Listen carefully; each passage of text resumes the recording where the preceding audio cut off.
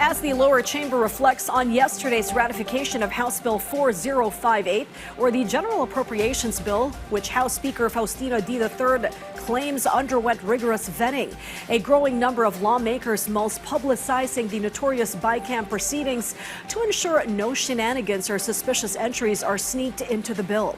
Even presidential son and Deputy Minority Floor Leader Sandro Marcos vowed to put the proposal tops on the agenda when session resumes, as we hear more from our Mela Las Moras. House Speaker Faustino Boji D. III assured that the proposed 6.793 trillion pesos national budget for next year went through the proper process and was crafted in the light, not in the dark. Yesterday, the lower house formally approved it on a third and final reading. The House Speaker said they will continue to monitor the measure since it still needs to go through the Senate and the Bicameral Conference Committee before being transmitted to Malacanang. Ang pagpasa ng budget ng bayan ay simula lamang ng ating mas malaking tungkulin. Ang tunay na pagsubok ay hindi lamang nasusukat sa plenaryo, kundi sa pagpapatupad. Ito ang ating panata. Ang pera ng taong bayan ay para sa taong bayan. Kailangan nating siguraduhin na ang pondong itong ginagamit ay tapat, may malasakit, at ipinagkakatiwala sa kamay ng may pananagutan.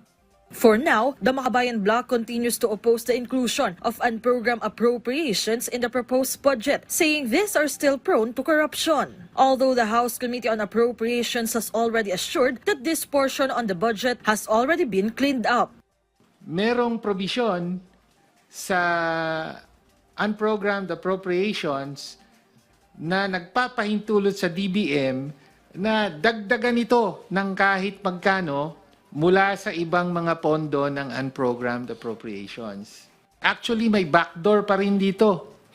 Kung gusto nila, ay pwedeng kargahan pa rin ng infrastructure projects ang unprogrammed appropriations.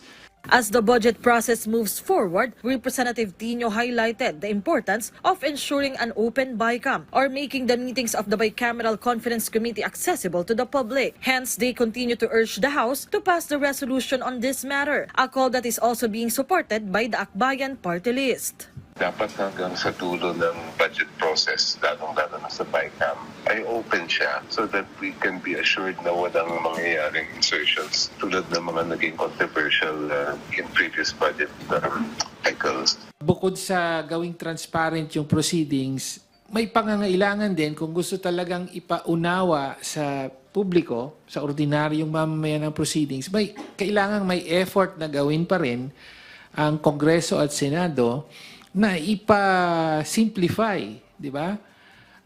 Ang mga amendments na kanilang ginagawa na pwede namang gawin. House Majority Leader Sandro Marcos had earlier assured that once Congress resumes session, this measure will be part of their agenda.